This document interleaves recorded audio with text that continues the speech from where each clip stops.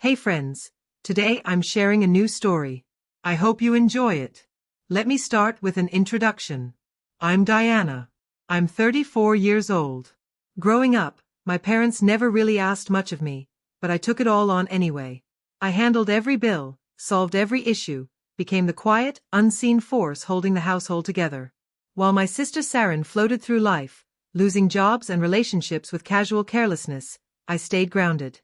I worked extra hours, skipped holidays, and made sure the grocery money was sent every single month. Because that's what good daughters do, right? Then everything changed, on a rainy Saturday. Dad finally admitted that their paperwork was in chaos and asked if I could help sort and digitize it. I should have turned him down.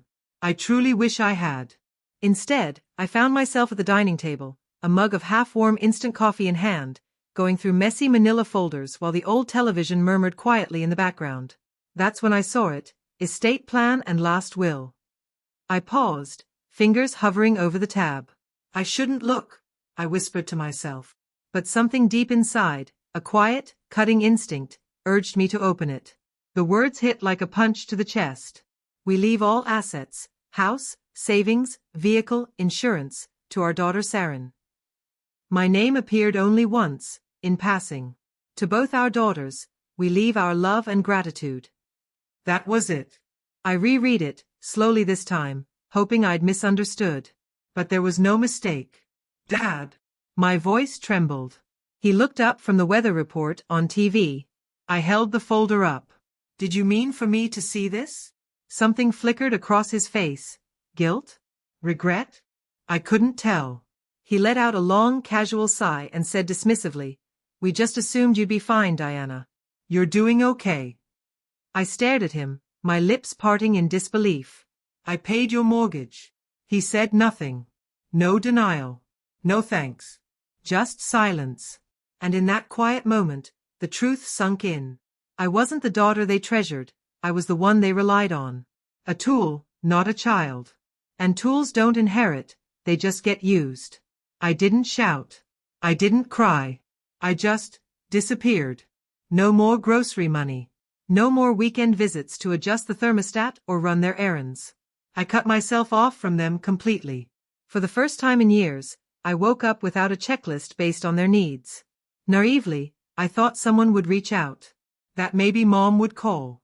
That Saren, at the very least, would send a confused message. But a week passed. Then another. The phone stayed quiet. And that silence said it all. They weren't giving me space. They hadn't even noticed I was gone. Then, like clockwork, they reached out again. A text from Mom, light and entitled. "Hi, sweetheart. The heater's acting up. Can you come by before the weekend? Thanks." No apology. No mention of the will. Just an expectation that everything was back to normal. I stared at the screen for a full minute before typing. "You'll need to call someone else." A pause, then a message from Dad. "Don't be so dramatic. We just figured you didn't need anything from the will. You're doing fine." That made me laugh bitterly. So being capable now disqualified me from love? Saren chimed in too, naturally. "Mom says you're acting weird." "Chill. It's not a big deal." "Not a big deal?" I replied. "Then pay the mortgage." Her response came back in seconds. "Girl, I can't afford that." "That's your thing." There it was, the last piece of the puzzle. They had never seen me as an equal.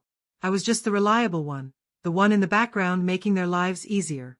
But now I was gone. I wasn't answering the door anymore. And they were about to learn what happens when the one they've always leaned on decides to let go and finally start living for herself. 3 days after I cut them off, the calls began.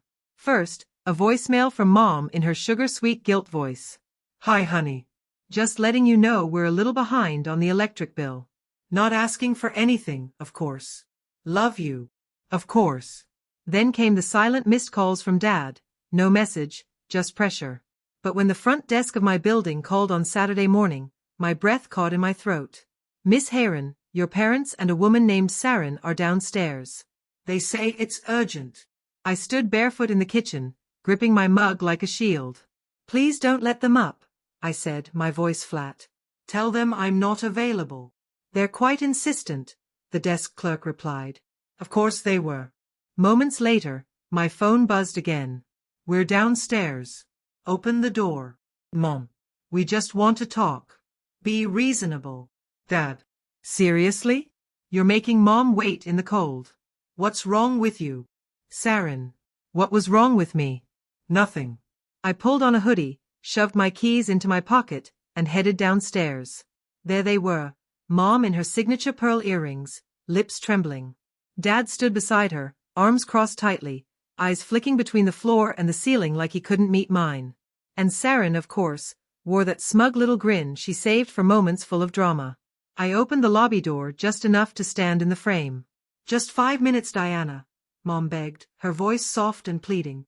No, I said, voice calm, steady. What you want is money. That's it. Her expression shattered like a mirror hit with a stone. That's not fair, she whispered, barely audible. Neither was writing me out of your will. Dad's shoulders went rigid. We're not here to fight, he said flatly. No, you came to try and shame me into covering your expenses again, I replied. Sarin let out a sarcastic breath. Don't drag me into this. Oh, you're already deep in it, I said, eyes locked on hers. You got the house. You got the savings. So why am I still the one expected to clean up after everyone? Silence. I leaned into the doorway, arms folded across my chest. You always said family was about love. But it wasn't, it was always about leverage. Then I shut the door. They couldn't guilt me face to face, so they took the performance to social media. It began with a cryptic Facebook post from Mom. Sometimes the child you love most forgets you. First prayers appreciated. Beneath it, a sentimental photo, the 4 of us on a family hike, one I had planned, paid for, and taken the day off to organize. The comments poured in. You were such wonderful parents. So heartbreaking. Some kids grow up selfish. Then Dad joined the pity parade. We gave our daughter everything. We thought she'd care for us as we aged, but she turned away. And yes, he tagged me. Sarin took it even further. Her Instagram story was a filtered selfie with Mom on their front porch. Some people love only when it's easy. I'll never stop showing up. #RealFamily. Then came a Venmo screenshot, $1,000 sent to our parents. Captioned, because love doesn't skip payments. That was her one symbolic gesture after 5 years of me paying every major bill. I hadn't shared the will. I hadn't exposed what they'd done. But clearly, they had no hesitation about putting their version out for the world. So I finally posted my side. No rage, just truth. For 10 years, I financially supported my parents while my sister contributed nothing. She spent her nights clubbing and cycling through relationships while I sent rent, handled bills, and did everything a daughter could. Then I found out they left me out of the will, choosing instead to reward the child who did the least. They made their choice. Now I've made mine. No anger. Just clarity. People started to see it differently. Comments shifted. Sympathy tilted in my direction. And 3 days later, I received a letter, handwritten, neatly sealed. Mom's voice came through in every word. We're heartbroken that you turned your back on us over something so small. The will can be updated, but your decision to go public has left wounds. Sarin is devastated. We want to move forward as a family, but that starts with your public apology. Until then, for the sake of our emotional health, we are choosing to cut contact. I folded the letter slowly and stared at it for a long time. Apologize? After a decade of silent sacrifice? No. Not out of spite, but because I finally saw things clearly. That night, I lit a candle and placed it beside the letter. I didn't burn it. I didn't need to. I had nothing left to prove. Days went by. The online drama faded. Their narrative began to unravel. The comments stopped. Even Sarin's over-curated posts grew fewer and more subdued. And then, one morning, as sunlight stretched across the floor of my apartment, I whispered to myself, "Peace is expensive," and smiled, because I had finally paid in full. Not every story ends with reconciliation. Some stories end when a door closes, and a new life finally begins. What did you think of Diana's story? Drop your thoughts in the comments. Speech Balloon want more stories like this? Sparkles, don't forget to subscribe and tap the bell icon so you never miss a new upload. See you in the next video.